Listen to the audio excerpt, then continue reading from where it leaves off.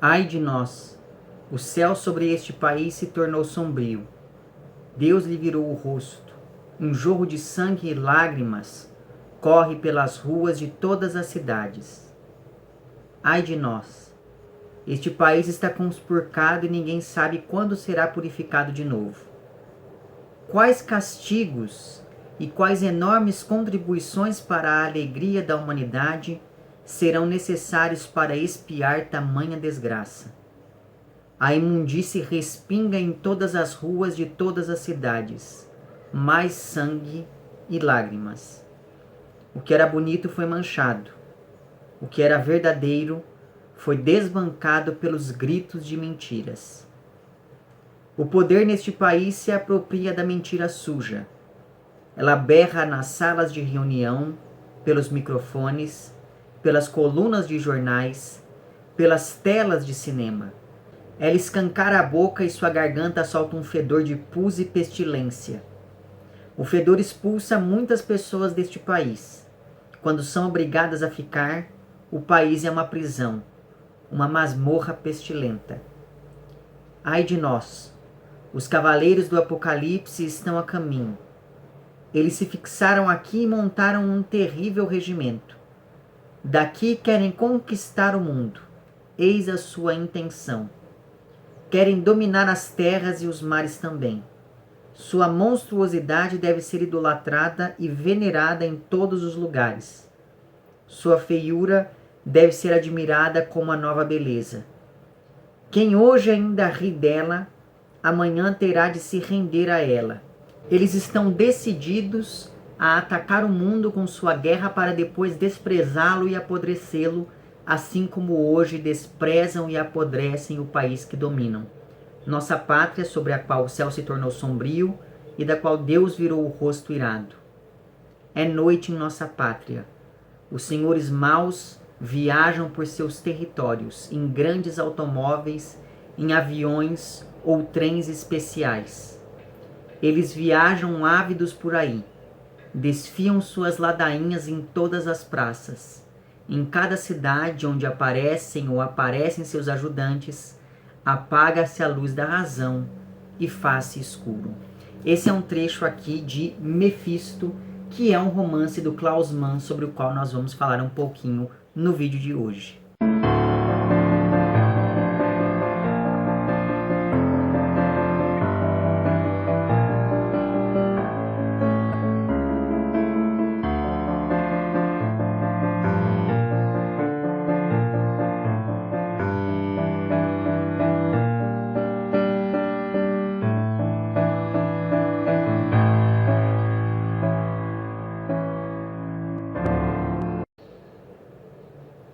Muito bem, no vídeo de hoje nós vamos falar um pouquinho sobre Mefisto, que é o sexto romance do Klaus Mann, que foi escrito e publicado em 1936 na Holanda.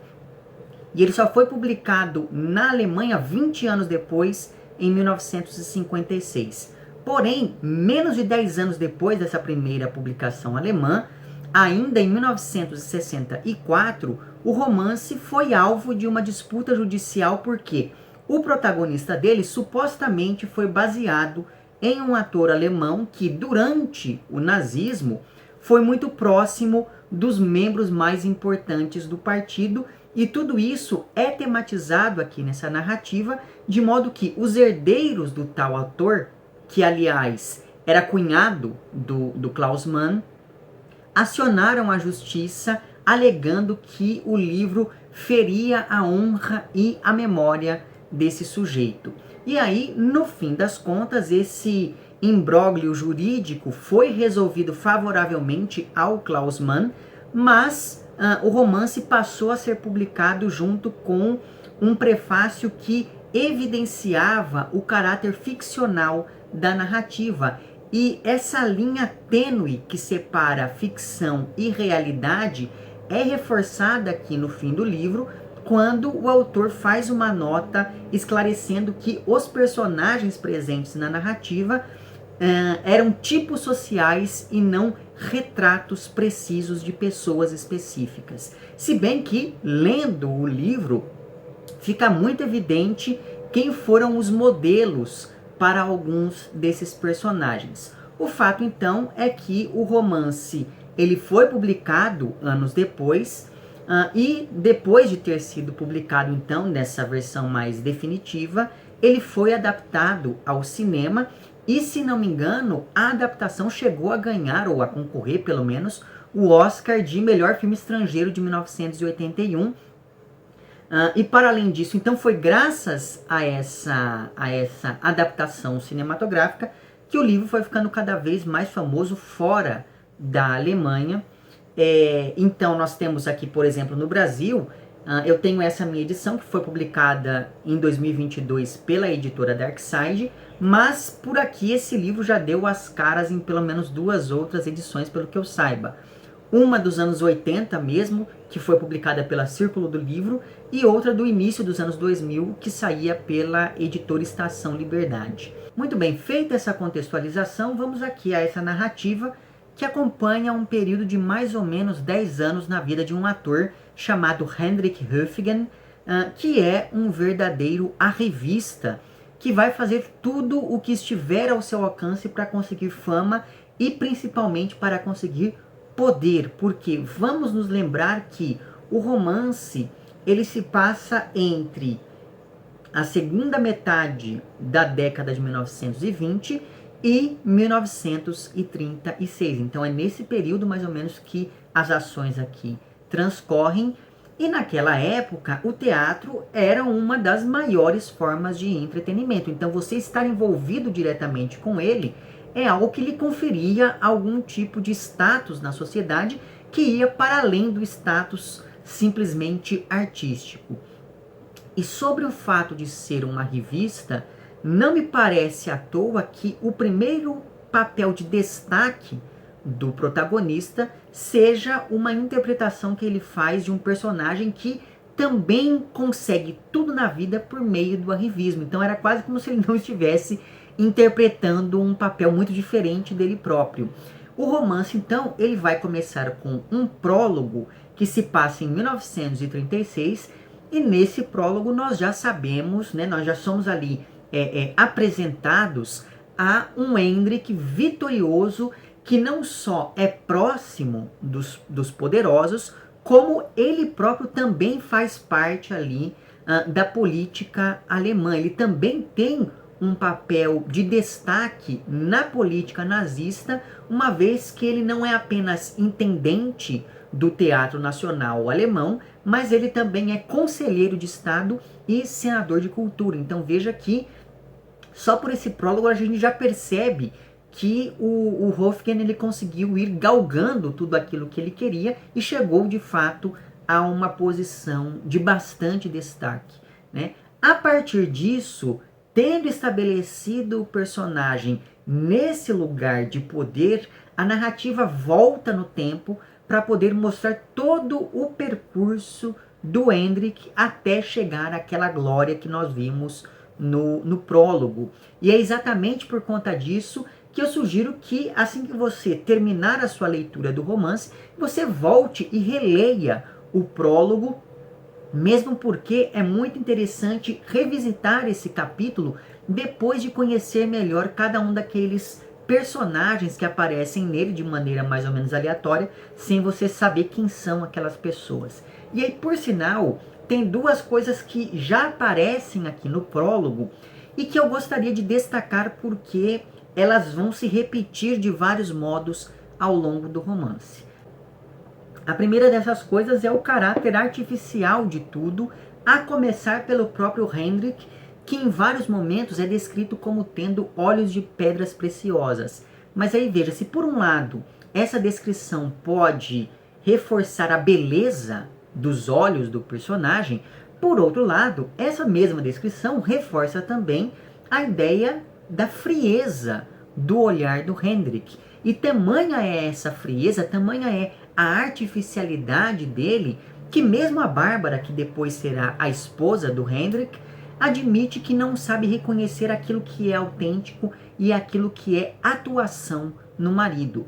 Tanto é assim que depois de interpretar Mefistófeles no teatro, o Hendrik passa a ser chamado como se fosse o personagem o tempo todo. Ou seja, não existe uma separação entre o palco e a vida do protagonista.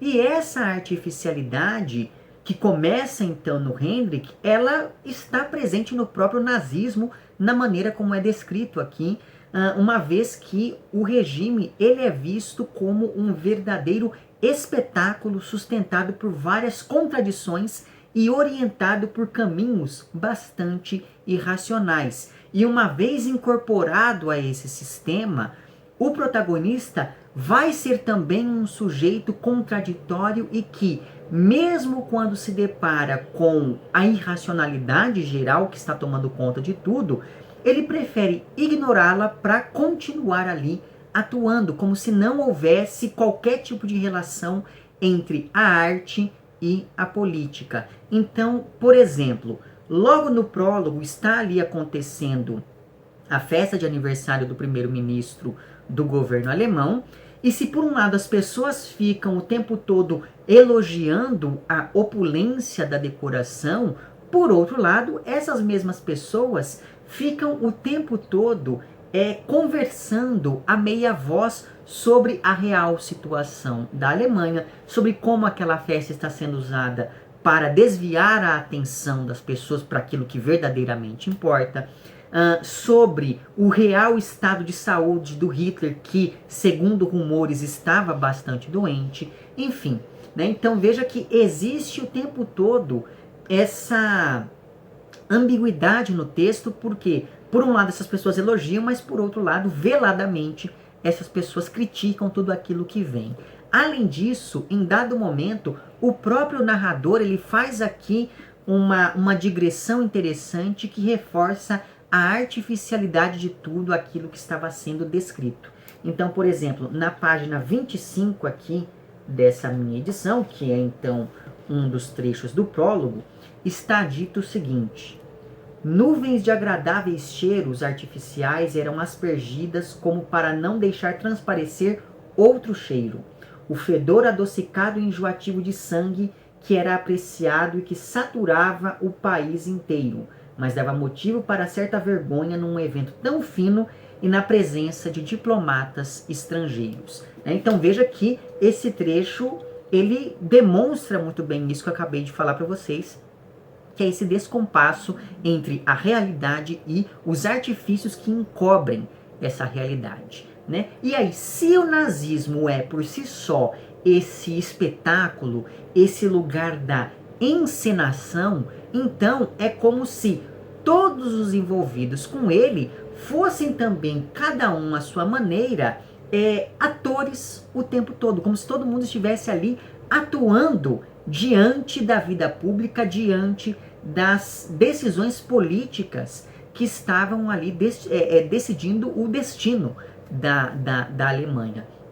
Né? Tanto é assim que o pacto entre o Hendrik e o poder, ele acontece dentro de um teatro, mas não durante uma peça. E isso embaralha o jogo entre ficção e realidade dentro da própria narrativa, de maneira que é por isso que a partir desse momento o Hendrik vai passar a ser conhecido como o Mefistófeles, né?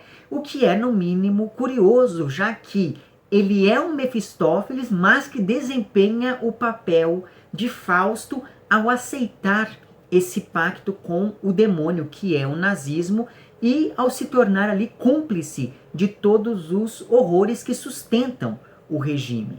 Com isso, a gente percebe que talvez o Hendrik nem seja um ator tão excepcional. O que acontece é que ele foi, aos poucos, esvaziando a própria identidade e assim ele conseguiu se tornar apto a interpretar os papéis que vão aparecendo pelo seu caminho.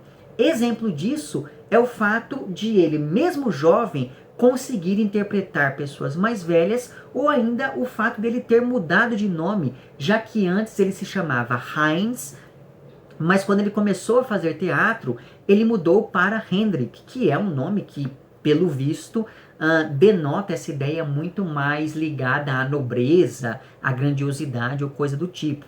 porque ele tinha muita vergonha do passado e da família dele, que era uma família pobre. Então, por conta dessa vergonha, ele preferiu apagar a própria biografia ao mudar de identidade. E veja que, mesmo sendo uma pessoa que de início se coloca contra a burguesia, essa preocupação dele com a importância do nome é algo bastante burguês, pensando que ter um nome, né, ser uma pessoa de biografia ilibada, é algo importante para os negócios dentro do sistema da burguesia, principalmente lá no século XIX.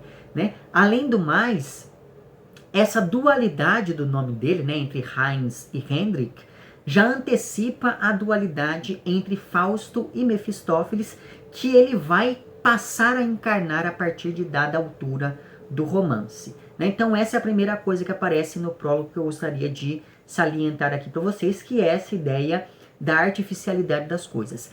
A segunda coisa que aparece no prólogo, e que eu gostaria de destacar aqui, é a grandiosidade e a suntuosidade artística próprias da estética nazista. E aí, eu não sei se você sabe disso, mas em 1933, os nazistas eles fizeram uma exposição daquilo que eles consideravam como sendo arte degenerada.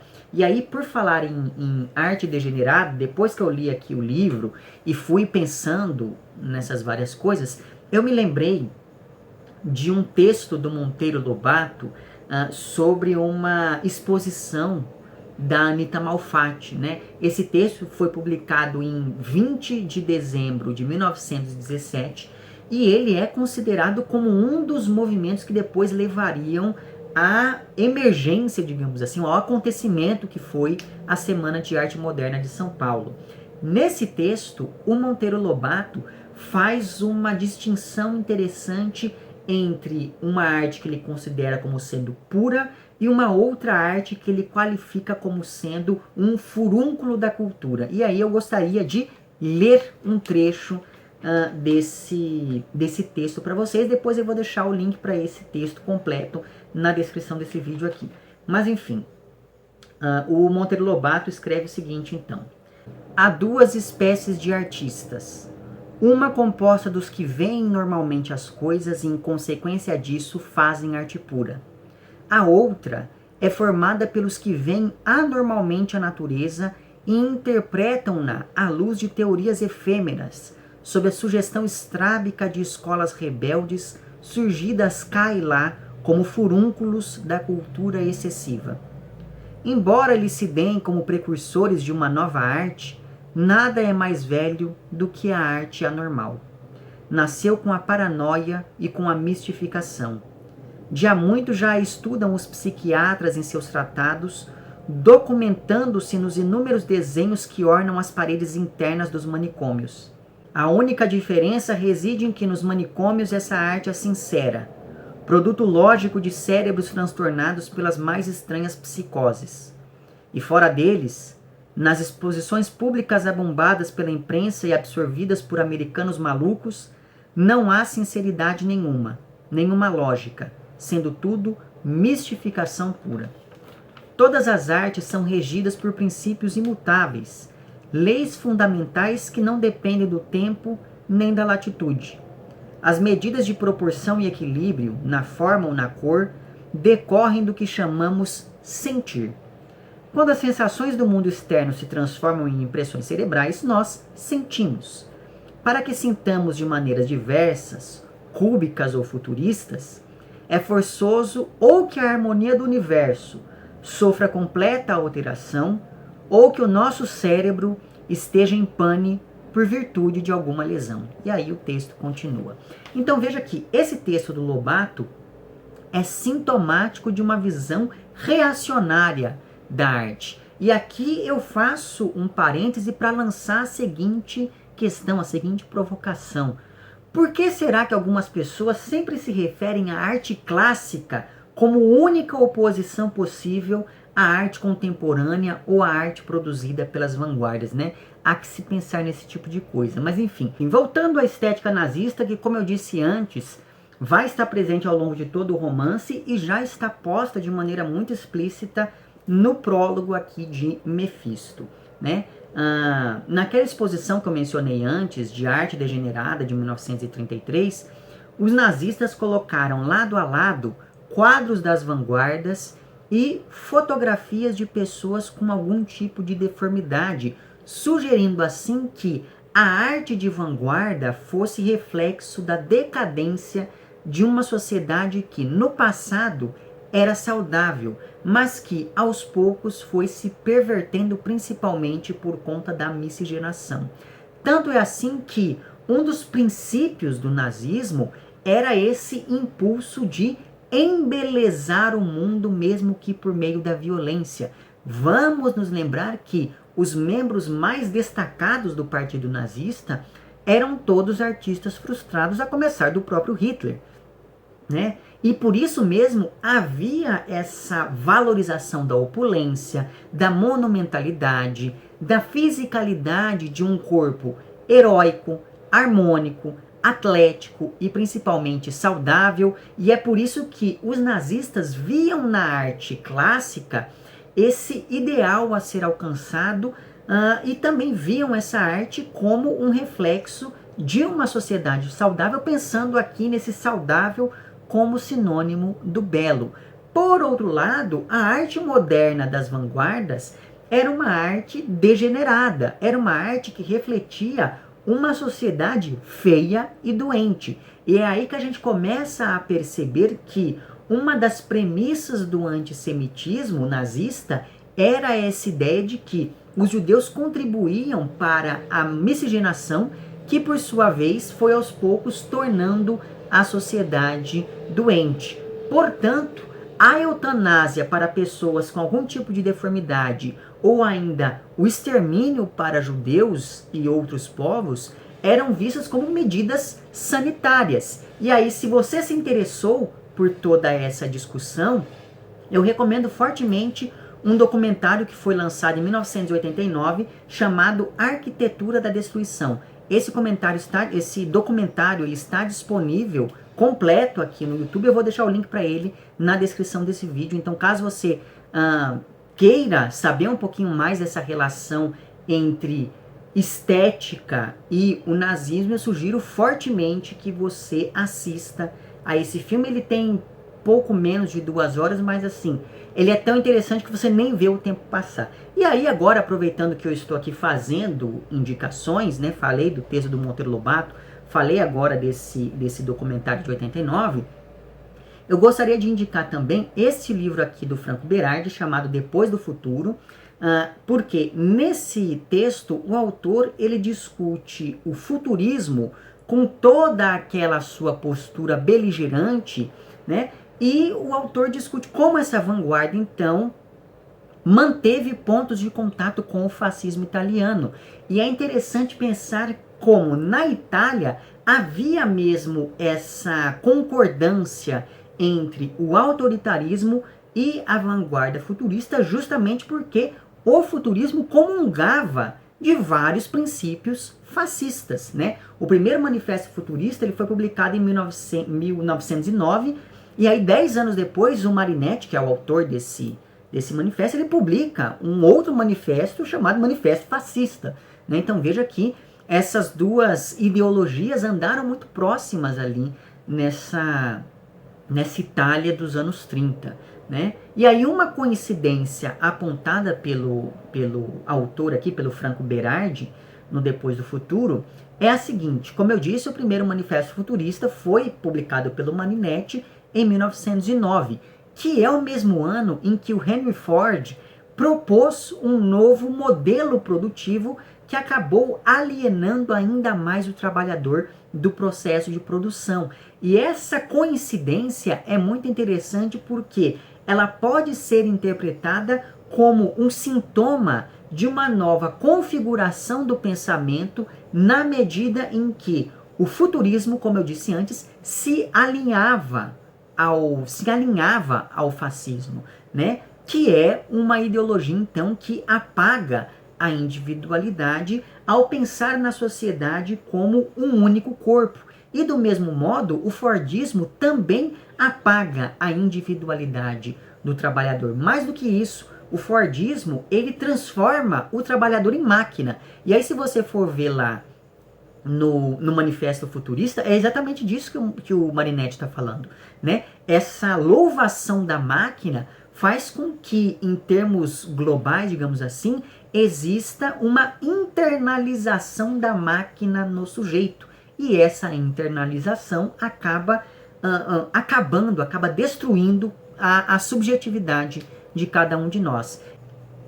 Então veja que a artificialidade que faz do teatro um microcosmo da sociedade alemã dos anos 30 e o elogio à grandiosidade como um traço característico do totalitarismo, que são elementos então que vão estar presentes no prólogo aqui de Mefisto, não só estão disseminados ao longo de todo o romance, como também ajudam a entender como era esse Zeitgeist, como era esse espírito da época, do período imediatamente anterior à subida do Hitler ao poder. E daí, por falar nele, é interessante notar que nenhum personagem aqui é nomeado ao longo da narrativa. Esses personagens são referidos apenas pelo cargo que eles desempenham, o que se liga diretamente àquele apagamento da individualidade. E assim, o autor usa esses atores da história como artifício para criticar o sistema como um todo. E aí, então, no caso específico do Hitler, existe um trecho muito interessante no qual ele é descrito como aquela pessoa que personifica o poder, mas ao mesmo tempo o narrador faz uma série de comentários que diminuem a grandiosidade desse sujeito. E daí, ou a suposta grandiosidade desse sujeito, evidentemente. E daí, sobre isso, eu gostaria de ler um trecho que está aqui entre as páginas 305 e 306. Nesse trecho é dito o seguinte: o poder tinha uma testa insignificante, baixa, sobre a qual caía a lendária mecha de cabelo seboso e o olhar morto, fixo, como que cego. O rosto do poder era branco acinzentado, inchado, de uma substância fofa e porosa. O poder tinha um nariz muito comum, um nariz ordinário, Hendrik chegou a pensar, misturando revolta e desprezo ao seu espanto. O ator percebeu que a parte traseira da cabeça do poder era chata. Sob a camisa marrom aparecia a barriga mole. O poder falava baixo, a fim de poupar a voz gritada, rouca. Ele usava palavras difíceis, a fim de provar a sua erudição ao ator.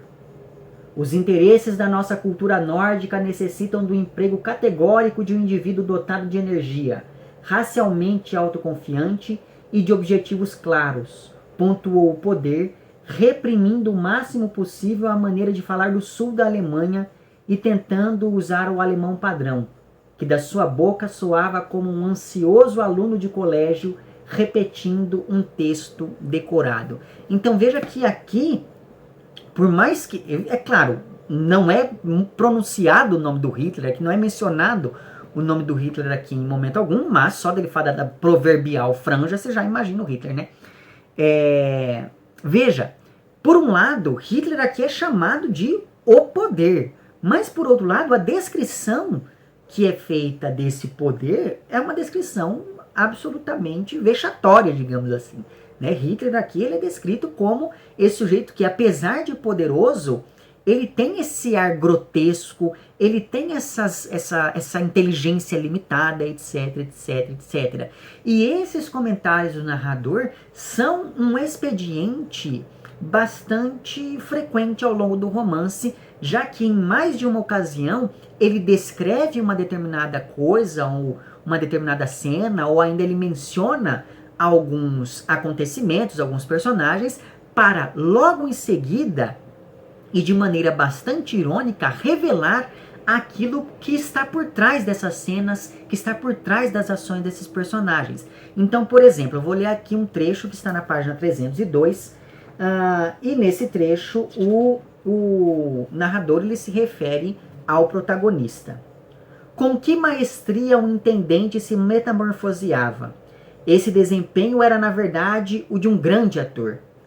Era realmente possível acreditar que Hendrik Höfgen estava apenas atrás do dinheiro, do poder e da fama, em vez de querer minar o regime nazista. Então veja que, primeiro, o narrador reforça as qualidades do protagonista como um bom ator, para, logo em seguida, sugerir que, na verdade, o protagonista é um grande cínico, né? Isso acontece porque, de início, o Höfgen, ele não apenas era muito próximo de pessoas de esquerda, né, como também criticava abertamente pessoas que apoiavam os ideais nazistas. Porque de início ninguém levava o nazismo a sério, ninguém pensava que o Hitler iria ganhar alguma coisa, né? Porque ele era uma figura vista como alguém meio patético, né? Então, o protagonista, em um primeiro momento, ele não via problema nenhum em criticar abertamente quem comungava da ideologia nazista. O problema é que, quando os nazistas chegam ao poder, o Hendrik passa a se relacionar com eles, mas ao mesmo tempo ele se justifica para os outros e também para si mesmo, dizendo que na verdade ele estava fazendo isso, ele estava flertando com o nazismo para ajudar os amigos perseguidos, para contratar pessoas não arianas e principalmente para destruir o sistema de dentro para fora. Nesse trecho que eu acabei de ler para vocês, o narrador acaba lançando essa dúvida, então. Quer dizer, será que o Höfgen está mesmo sendo tão altruísta assim? Porque, afinal de contas, a ambição dele impede que esse sujeito tenha caráter, né? Já que ele está sempre disposto a dançar conforme a música. E, por sinal, me parece que essa ambição está intimamente ligada ao complexo de inferioridade que Höfgen apresenta em vários momentos. Então, logo no primeiro capítulo, depois do prólogo, a gente passa a acompanhar toda a carreira do Hendrik Höfgen antes de chegar ao auge que nós vimos lá no prólogo. E uma das primeiras coisas que me chamaram a atenção foi a seguinte: o Hendrik trocou o Teatro de Câmara de Frankfurt pelo Teatro de Artes de Hamburgo.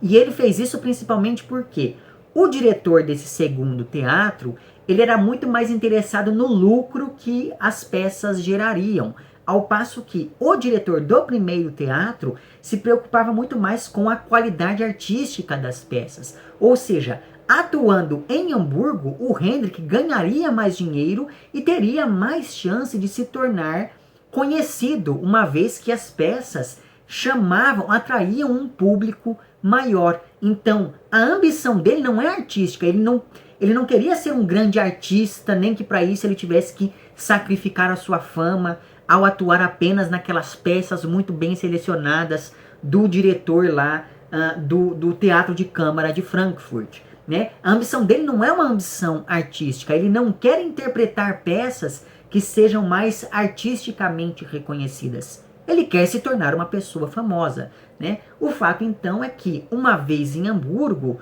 o Hendrik passa a se relacionar com vários outros personagens que vão ser muito importantes ao longo de todo o romance. Eu ia falar ao longo de toda a peça.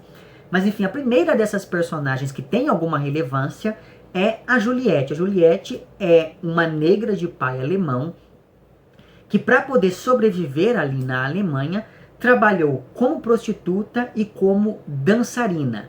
No presente, ela tem um caso romântico com o protagonista e os dois gostam de práticas ligadas ao sadomasoquismo, o que se torna um problema depois que o Hendrik passa a se relacionar com os nazistas, uma vez que ele não apenas gostava de uma mulher negra e mestiça, como também gostava de se submeter a ela.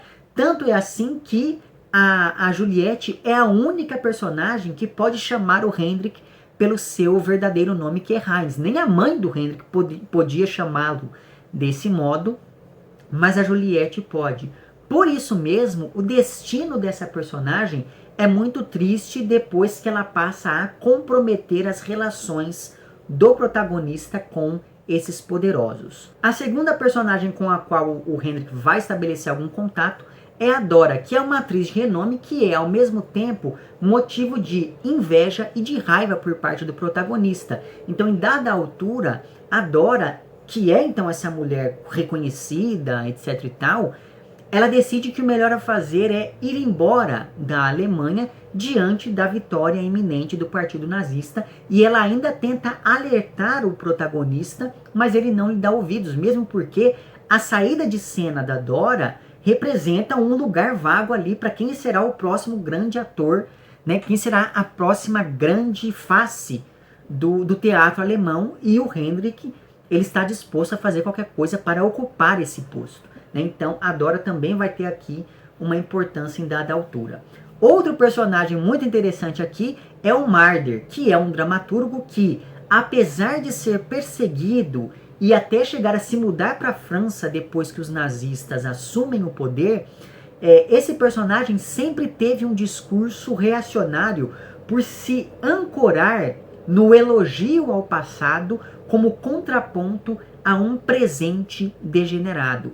E esse personagem é muito interessante exatamente por mostrar que mesmo os opositores do nazismo ainda cultivavam algumas ideias que pavimentaram o caminho para a ideologia nazista ganhar cada vez mais poder. No caso específico do Marder, nós estamos falando aqui de alguns ideais artísticos que, mais do que pavimentar, acabaram justificando e fortalecendo as práticas adotadas pelo governo nazista. Outra personagem interessante e ligada ali ao Marder, na verdade essa personagem acaba se casando com ele e fugindo com ele para a França depois que os nazistas assumem o poder, é a Nicoletta, que é uma outra atriz, mas que tem ali as suas limitações, digamos assim. Ela é uma atriz de mediana para baixo, né? Só que a questão é a seguinte: a Nicoletta, ela sempre demonstrou ter um interesse latente pelo Höfgen. Mas aí eu fiquei na dúvida se esse interesse dela era por ele, de fato, porque ela gostava dele, ou porque ela percebia a ambição dele e sabia que ele faria de tudo para chegar em uma posição de destaque. Eu fiquei com essa dúvida. Mas a questão é a seguinte: apesar desse interesse, a Nicoletta só não teve nada com o Höfgen porque ele acabou se casando com a melhor amiga dela, que é a Bárbara. A Bárbara é uma moça que nasceu em uma família abastada, e isso faz com que o Hendrik sinta inveja dela, assim como ele sentiu inveja também daquela atriz, a Dora. E a Bárbara é filha de um historiador burguês, e por isso mesmo ela sempre teve tudo o que há de melhor, de modo que logo de início a gente já percebe que ela vai servir de contraponto ao Hendrik. Então, ela é rica, ele é pobre. Ela é altruísta, ele é egoísta. Ela é politizada, ele é alienado. Ela é descrita como o anjo bom e ele é chamado em vários momentos de Mefistófeles, né? Em outro momento, ele acaba interpretando ali um personagem que é conhecido como o Satã Negro. Então veja, são vários os pontos que colocam esses dois personagens em oposição, né? Mas apesar dessas oposições, apesar dessas tensões, os dois acabam se casando muito por conta da pena que a Bárbara sente do Hendrik, já que ela não queria se casar com ele, mas acaba concordando, e na verdade ele também não queria se casar com ela por amor, mas sim por interesse, porque ele sabia que ela vinha de uma família ali bastante influente. Então assim que ele conheceu a Bárbara, ele não ligou muito para ela, mas quando ele ficou sabendo de quem ela era filha, etc., aí a coisa mudou, né? Tanto que a partir desse casamento, o protagonista vai usar a influência do sogro para conseguir ser contratado por um teatro em Viena, e desse momento em diante a carreira dele vai crescendo cada vez mais, porque ele não queria ser famoso em Hamburgo, ele queria ser famoso em Berlim, em toda a Alemanha e quiçá em toda a Europa. Mas é claro que esse casamento dos dois acaba não dando muito certo, já que assim que os nazistas assumem o poder, a Bárbara foge para a França, e o Hendrik, ele chega inclusive a encontrá-la em Paris, mas ele acaba se esquivando, se escondendo para não ser visto por ela, uma vez que o Hendrik estava sendo favorecido pelo sistema que ele sempre jurou combater. Tanto que em dado momento do passado, o Hendrik chegou a brigar com a Bárbara porque ela estava ali conversando com um rapaz abertamente simpático ao nazismo antes dos nazistas chegarem ao poder. Mas, na verdade, nesse trecho da conversa entre a Bárbara e esse rapaz nazista, ela diz que ela estava conversando com ele para entender o pensamento desse sujeito, e ela conclui que esse rapaz só tinha abraçado essa ideologia radical de maneira tão irracional porque era o nazismo que oferecia a esse rapaz um senso de pertencimento que ele sempre buscou e nunca conseguiu em outros lugares, né? Então, ironicamente, agora o Hendrik, que havia brigado antes com a Bárbara porque ela conversou com esse rapaz, agora estava ao lado dos nazistas, e a Bárbara, que havia conversado com esse rapaz, não só foi embora da Alemanha, como também passou a editar uma revista antinazista. Né? Então é muito interessante observar a contraposição entre esses dois personagens. E o pai da Bárbara é conhecido aqui como Conselheiro Bruckner. Ele vai representar, então, esse intelectual que passa a ser perseguido, tanto que ele também se vê obrigado a fugir da Alemanha e chega até a perder a sua cidadania. E um trecho muito significativo envolvendo esse personagem é aquele em que o conselheiro Bruckner é criticado pelos democratas liberais burgueses, porque esses democratas liberais burgueses foram bastante lenientes em relação ao crescimento do nazismo. Então o que acontece é que o conselheiro fez uma série de palestras dizendo que o nazismo era uma barbárie por vir, então o nazismo não traria coisas boas, mas as pessoas respondiam a ele dizendo que ele não estava sendo democrático, que era preciso ouvir todos os lados e todos os espectros políticos, etc, etc, etc. Né? Sobre isso é dito o seguinte nas páginas 182 e 183. Deixa eu pegar aqui. Olha só. Onde fica sua tolerância intelectual, senhor conselheiro? Onde estão os seus princípios democráticos? Não o reconhecemos. O senhor fala como um político radical da atualidade, não mais como um ser humano cultivado, superior. Todas as pessoas cultivadas deveriam ser da opinião de que só há um método contra esses nacional-socialistas, o educativo. Temos que apostar tudo em amansar essa gente através da democracia. Temos que ganhar as pessoas em vez de combatê-las. Temos que convencer esses jovens a apostar na república. Né? Então veja, me parece muito interessante perceber como passam-se os anos e a toada dessa democracia liberal continua sendo a mesma, né? Você está vendo ali um negócio, a bomba explodindo, mas, não, nós temos que contemporizar, não, não é bem assim, nós não podemos usar as mesmas táticas, os mesmos métodos dele, não podemos sim, porque, né, é disso que existem coisas muito maiores do que simplesmente ideologias contrárias em jogo quando nós estamos falando de uma coisa tão séria como foi o nazismo, né? E aí os dois últimos personagens que o Hendrik conhece em Hamburgo, que eu gostaria de mencionar aqui, funcionam então como esses contrapontos extremos, né? E é no mínimo curioso perceber como, no fim das contas, os dois acabaram do mesmo jeito por conta do idealismo que eles tinham por suas respectivas posições políticas. Então, o primeiro desses personagens é o Otto, que é um ator comunista que sempre tentou convencer o Hendrik a fundar um teatro revolucionário. Mas como o Hendrik queria agradar o amigo para ficar conhecido, só que ao mesmo tempo não queria comprometer demais a própria carreira, ele sempre inventava uma desculpa para adiar a montagem desse tal teatro revolucionário.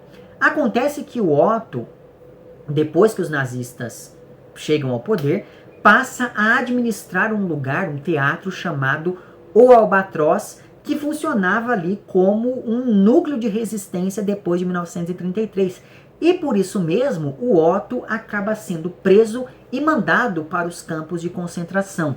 E apesar de depois ter sido resgatado desse campo de concentração, graças à interferência do Hendrik, que nessa altura já tinha ali alguma influência junto aos membros do partido nazista, o final do Otto não é nem um pouco feliz, e aqui eu não vou entrar em maiores detalhes, né? E o personagem que serve de contraponto ao Otto é um rapaz chamado Hans Miklas, que é um ator nazista e antissemita, antes que isso se tornasse moda, digamos assim, e ele vivia arrumando briga com o Hendrik, e numa dessas brigas, o protagonista chegou a dizer que os nazistas esperavam pelo Hitler, assim como uma virgem espera ansiosamente pelo seu noivo para deflorá-la, né? E eu acho que esse componente erótico identificado pelo Höfgen no nazismo é algo muito interessante a se pensar, mas eu não vou enveredar aqui por esse caminho agora. Mas exatamente por conta dessas brigas frequentes, que o protagonista fica com medo de voltar para a Alemanha quando fica sabendo que o Hitler assumiu o poder, porque ele sabe, o Höfgen, ele tem consciência de que o Miklas era um membro do partido nazista, então talvez ele o denunciasse, né? Quando Hitler sobe ao poder, o protagonista está gravando um filme na Espanha, daí ele fica sabendo disso, e aí fala, e agora, o que eu faço? Será que eu volto para a Alemanha e sou preso, ou será que eu fico aqui? Né? E de fato, o Miklas, ele tenta denunciar o Hendrik, mas como ele não consegue, por conta dos pontos de contato entre o Hendrik e os poderosos do partido, esse rapaz começa a perceber várias coisas erradas no governo nazista, e por isso ele vai se sentindo traído, já que ele sempre acreditou que o Hitler devolveria a honra à Alemanha, mas pelo visto tudo continua igual e tudo não passava de um projeto de poder pessoal, né? Isso tudo do ponto de vista desse rapaz, evidentemente. Por isso o Hans começa a criticar cada vez mais abertamente os nazistas, de modo que o fim dele não será muito diferente do fim do Otto, que é aquele ator comunista. Então veja, esses dois personagens são interessantes exatamente por mostrarem os dois caminhos possíveis para o Hendrik, mas como o protagonista não tem caráter, porque é isso, o Otto, ele não abdica de seus ideais, ele tem o caráter dele até o fim, do mesmo modo como o Hans Miklas, ele tinha uma visão tão idealizada do que era o nazismo que ele não se contenta com aquilo que acontece na vida real, e ele persegue aquela ideologia dele até o fim. Ele não abre mão das convicções políticas dele até o fim, né? Então me parece muito interessante perceber isso. Ao contrário desses personagens, o Hendrik não tem caráter nenhum, então ele acaba bajulando as pessoas certas, aí ele fica sempre em cima do muro para conseguir fama, e é por isso que ele casa com a pessoa certa, ele se relaciona com as pessoas certas, ele puxa o saco das pessoas certas, etc, etc, etc. E aí sobre isso, existe um trecho muito interessante na página 150 dessa minha edição, em que é dito o seguinte: a tática revolucionária do protagonista consistia em inventar todos os dias novas desculpas para não começar com os ensaios do teatro revolucionário. Mas, para que ainda houvesse alguma ação no sentido da Revolução Mundial, ele subitamente se decidiu em fazer uma palestra sobre o teatro contemporâneo e suas obrigações morais. Então veja que sujeitinho mais cínico, né? Pensando no que ele fará depois. O diretor, então, do teatro, que estava cada vez mais interessado no tema, disponibilizou o teatro de arte para Höfgen durante um sábado à tarde.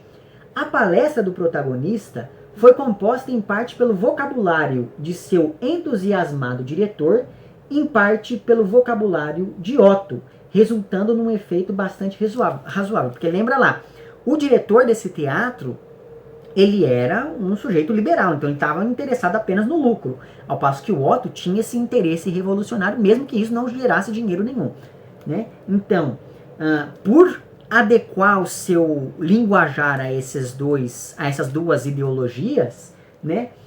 O protagonista fez um discurso emocionado e sem amarras, no qual tanto o público liberal quanto os jovens de tendência marxista revolucionária na plateia encontraram suas palavras de ordem preferidas, né? Então veja que se tem uma coisa que a gente não pode falar é que o Höfgen não consegue ali se fazer presente em qualquer público, né? Para qualquer público, digamos.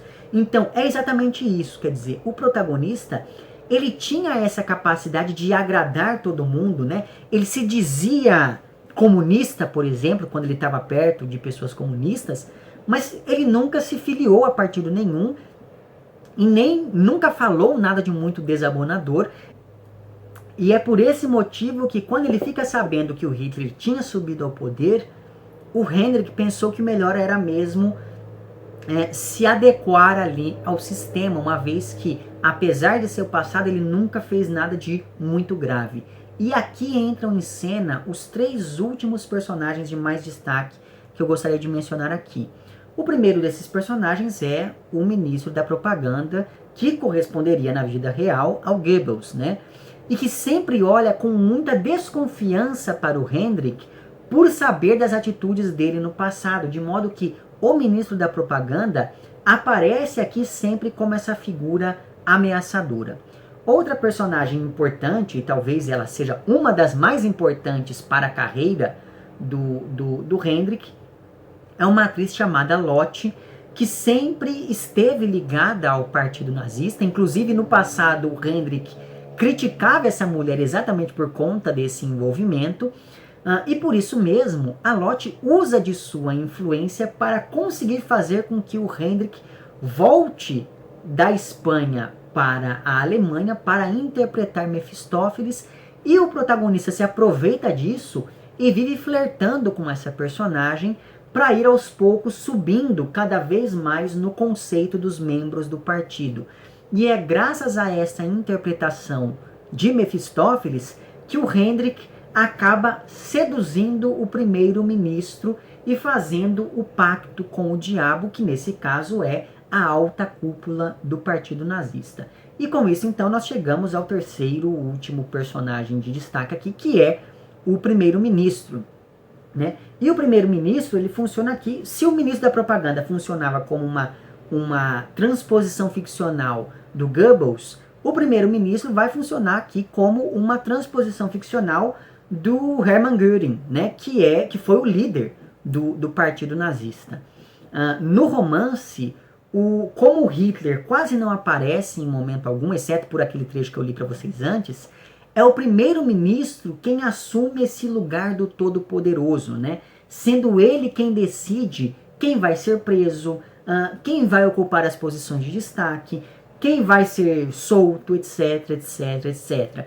E uma vez que o primeiro-ministro ficou maravilhado com a atuação do Hendrik no papel de Mefistófeles, os dois vão se tornando cada vez mais próximos, até que esse primeiro-ministro consegue convencer os outros membros do partido nazista de que seria uma boa ideia permitir que o Hendrik ocupasse primeiro o cargo de intendente, né, que seria ali o cargo de diretor do Teatro Nacional, depois o cargo de conselheiro de Estado e finalmente o cargo de senador de cultura, tudo isso à revelia da vontade do ministro de propaganda, né? Porque afinal de contas, sempre é interessante manter por perto algumas vozes que poderiam ser dissidentes, mas acabam não sendo em relação a esse poder que quer não apenas se manter, como também angariar novos asseclas, digamos, né? Pense aí, por exemplo, no Bolsonaro se aproximando da Regina Duarte, ou ainda das aparições dele junto de pessoas ligadas ali àquele universo da música sertaneja. Pense aí no fato de uma pessoa como Sérgio Camargo, ex-presidente da Fundação Palmares, proferir falas racistas. Note, todos esses exemplos e vários outros, né? A Michele Bolsonaro, sempre ali muito empenhada em questões ligadas ao ensino de Libras, etc, etc, etc. Tudo isso pode ser usado para dizer coisas do tipo: Ué, mas o Bolsonaro não é racista, ele tem até um negro no governo. Ou ainda, ué, o Bolsonaro, ele liga pra cultura assim, olha lá, ele próximo dessa atriz, ele próximo desses cantores. Ué, mas o Bolsonaro, ele liga pra educação. Veja lá o exemplo da Michelle, que tá tão empenhada ali nessa luta, né, pelo ensino de Libras. Ah, o Bolsonaro, ele não é contra a ciência, ele não é contra a medicina. Olha lá aquela médica que apoia ele, que faz parte do governo. Então, enfim, todos esses membros que poderiam ser vozes dissidentes, mas que acabam sendo atraídas para o centro do poder, tudo isso acaba fortalecendo esse mesmo poder.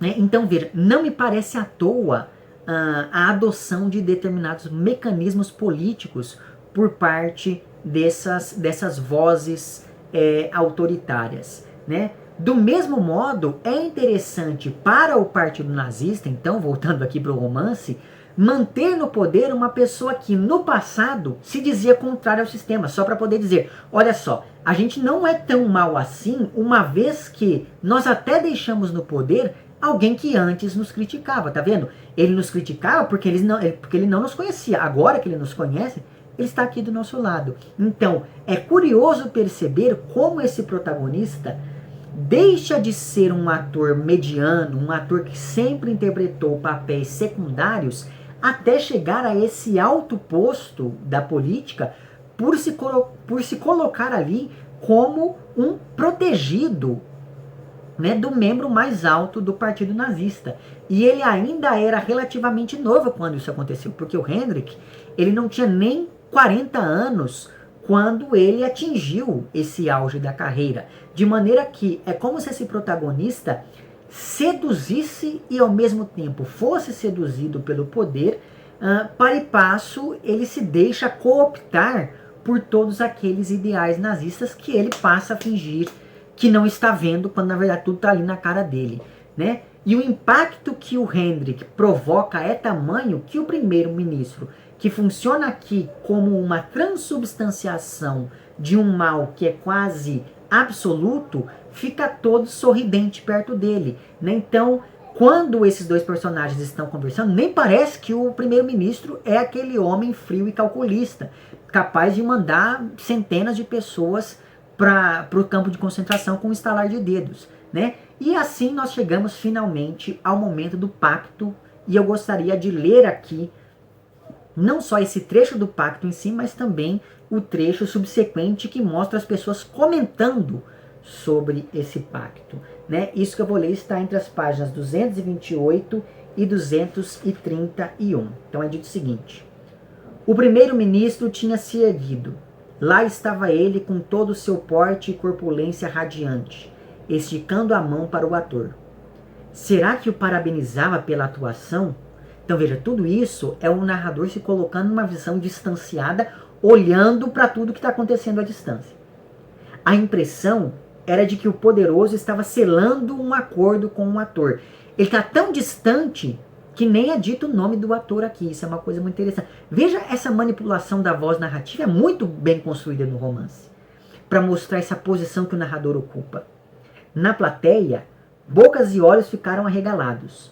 Os gestos das pessoas no camarote do alto eram consumidos como um teatro extraordinário, uma pantomima mágica intitulada O Ator Seduz o Poder. Nunca antes Hendrik fora tão intensamente invejado. Como ele devia estar feliz. Novamente, ainda essa visão distanciada. Aí agora o narrador se aproxima. Será que alguém fazia ideia das novidades, daquilo que se passava no peito de Hendrik, enquanto ele se curvava tão profundamente sobre a mão carnuda e peluda do poderoso? Ou será que ele, para a própria surpresa, estava sentindo algo a mais? E o que era? Medo? Era quase nojo. Agora me sujei.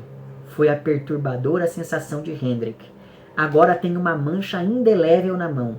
Me vendi. Estou marcado. Então, esse daqui foi o pacto fáustico estabelecido por esse ator. E aí, na sequência, na página 231, que é o início de um capítulo intitulado Sobre os Mortos, é dito: na manhã seguinte, a cidade toda estava sabendo.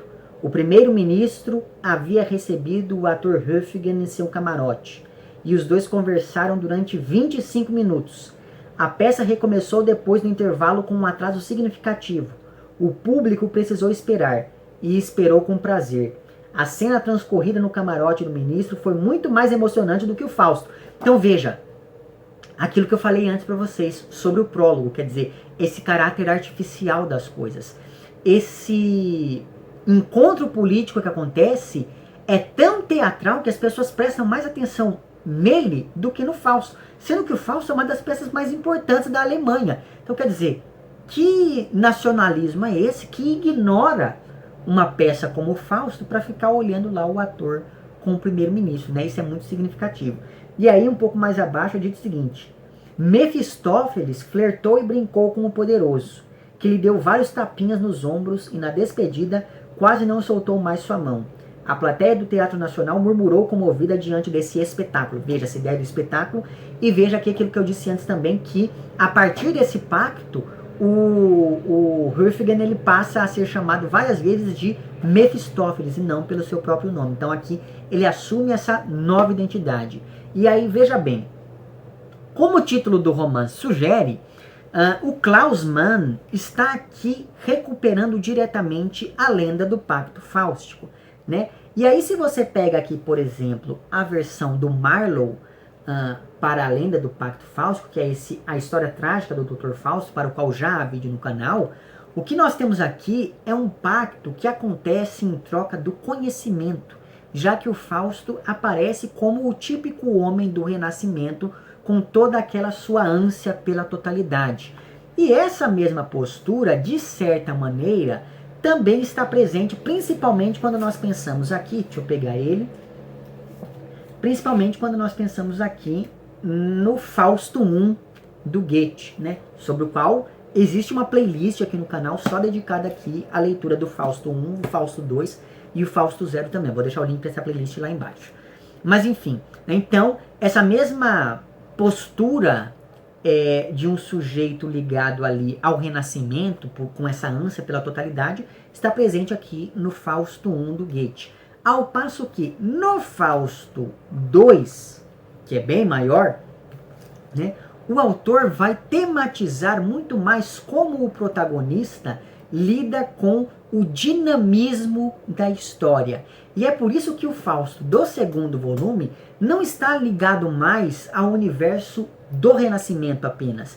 Ele acaba acompanhando a emergência da burguesia, por exemplo, naquele capítulo sobre a criação do papel moeda.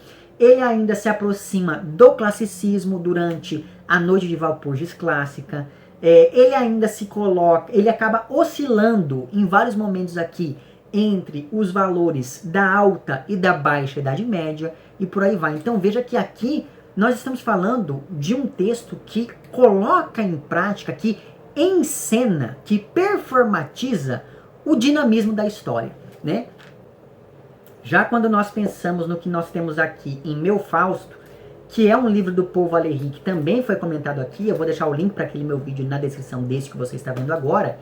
O que nós temos aqui então é um Mefistófeles que se vê vitimado por uma modernidade profundamente ligada ao niilismo e ao fim de qualquer utopia possível. Por outro lado, nós temos aqui o Volland, né, que em O Mestre e Margarida expressa por meio da paródia os escombros de uma utopia que foi se tornando cada vez mais distópica. Também tem vídeo sobre O Mestre e Margarida no canal, o link vai estar lá embaixo.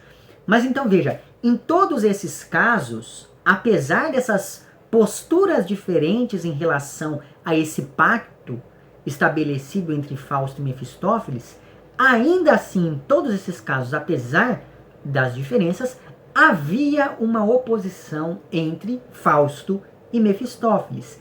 E essa oposição desaparece na versão aqui do Klaus Mann que nós temos em Mefisto, exatamente porque o autor acaba fundindo no romance essas duas figuras em um único personagem, de modo a questionar qual é a relação entre arte e política, ou mais especificamente, qual é a responsabilidade política do artista em tempos de crise, em tempos de barbárie, porque é isso, como diriam lá o Adorno e o Walter Benjamin, todo monumento de cultura é também um monumento de barbárie. Tanto é assim que, se por um lado, lá em Berlim, o protagonista chega a esse ápice de sua carreira, é naquela mesma cidade que acontecem várias atrocidades enquanto as pessoas estão ali assistindo a uma nova peça no Teatro Nacional, né? E o Klaus Mann ele lança aqui a pergunta, né? Qual pode ser o papel do artista diante dessa aparente contradição entre cultura e barbárie, né? Qual é o papel do artista diante do poder? Como eu disse antes, o Hendrik, ele seduz, mas ele é seduzido ao mesmo tempo, porque a natureza dele é angelical e diabólica, de modo que esse Mefistófeles, ele não precisa de um Fausto e vice-versa, né? Esse Fausto, ele não precisa de um Mefistófeles, ele não precisa de um agente externo para seduzi-lo. Ele próprio põe em movimento essas engrenagens da sedução, digamos assim, porque no fim das contas, esses dois personagens são a mesma pessoa aqui na versão do Klaus Mann. Não por acaso, o primeiro-ministro diz o seguinte em dado momento, isso que eu vou ler está nas páginas 240 e 241 aqui do livro. Será que em todo alemão decente há um tanto de Mefistófeles ardiloso e malvado? Se não tivéssemos outra coisa senão espírito fáustico, como estaríamos? Seria ótimo para nossos inimigos. Não, não. O Mefisto também é um herói nacional alemão. Só não podemos dizer isso às pessoas. Agora que eu vi aqui que não é o primeiro-ministro quem diz isso. Quem diz isso é o ministro da Aeronáutica. Mas enfim, o ponto ao qual eu quero chegar continua sendo válido, que é...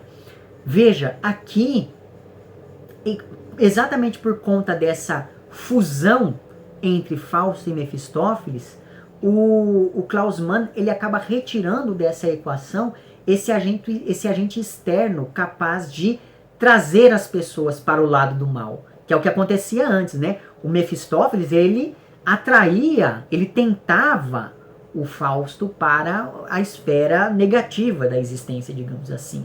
Aqui isso não acontece, você não precisa de alguém externo, é você mesmo quem se deixa seduzir porque você quer partilhar dessas táticas de sedução, né? Então a grande questão inovadora proposta pelo Klaus Mann aqui é essa percepção de uma Alemanha que se deixou seduzir voluntariamente pelo poder, e isso é representado por essa união entre Fausto e Mefistófeles. Só que, como nas outras versões do mito fáustico, em dado momento a alma do Hendrik será cobrada, e a partir desse momento é que ele vai se dar conta de que ele estava atuando o tempo todo. Ele não é o Mefistófeles e muito menos o Fausto na vida real, né? Sempre chega um momento em que a cortina fecha e o ator tem que tirar a máscara e ir embora para casa. Não por acaso, no último capítulo do livro, o Hendrik interpreta Hamlet, mas ele se sente insatisfeito o tempo todo com essa sua interpretação. E me parece que é aqui, quando ele já se deu conta de que, como disse lá o Miklas, ele estava andando sobre cadáveres, que esse protagonista percebe que o mal nazista era muito maior do que ele, né? E aí vamos nos lembrar que uma das questões fundamentais lá do Hamlet é essa consciência que se debate entre o ser e o não ser. Assim como no final da peça lá do Goethe, a alma do Fausto também se debate diante de tudo aquilo que vê e diz aquilo que não deveria ser dito para que o pacto chegasse ao fim. E essa percepção da dúvida é tamanha que o Hendrik finalmente percebe que ele é respeitado não por ser um grande ator, mas sim porque ele é uma pessoa detentora de uma parcela do poder que, por menor que seja, ainda assim pode oferecer perigo àqueles que se interponham em seu caminho. Então, no fim das contas, a narrativa aqui de Mefisto se constrói como um contraponto, como um anti-romance de formação, na medida em que o protagonista vai se deformando cada vez mais. Tanto que no final do livro, mesmo tendo ali 39 anos, parece que ele já passou dos 50. Tamanho é esse dilema com o qual ele passa a lidar. E por todas essas coisas, então, fica aqui a minha forte recomendação de leitura de Mefisto. Como vocês viram, eu gostei bastante desse livro, né? Certamente ele vai estar na minha lista de melhores leituras deste ano. E eu resolvi já ler esse livro logo no início de 2023, porque, como eu disse no meu vídeo da meta literária deste ano, eu pretendo fazer a leitura coletiva de Dr. Fausto, do Thomas Mann. Para quem não sabe, o Klaus Mann era filho do Thomas Mann, né? E o livro do Thomas Mann veio depois do livro aqui do Klaus. E aí então resolvi ler esse primeiro para depois nós irmos lá para o livro Dr. Fausto. Então, muito provavelmente nas próximas semanas eu vou lançar aqui um vídeo dando início a esse projeto de leitura conjunta, mas isso é assunto para um outro pôr do sol. Eu vou deixar certinho na descrição desse vídeo os links para tudo isso que eu fui citando, vou deixar também as referências que eu fui usando aqui ao longo dessa minha fala, e vou deixar por fim o link para o meu perfil no Apoia-se, assim caso você queira e possa contribuir financeiramente com este meu trabalho, você entra em contato lá com os planos de apoio e também com as recompensas equivalentes a cada um desses planos. Fica aqui meu agradecimento às pessoas que já contribuem, e para você que quer fazer isso, mas que não pode fazê-lo financeiramente, basta você mostrar para o algoritmo do YouTube que esse meu conteúdo é de alguma maneira relevante. Então curta esse vídeo, compartilhe, comente, etc, etc, etc. E, principalmente, leia aqui Mefisto, que é um grande romance para a gente pensar no que aconteceu nesses últimos tempos aqui no Brasil, certo? Vemo-nos então nos próximos vídeos e um amplexo.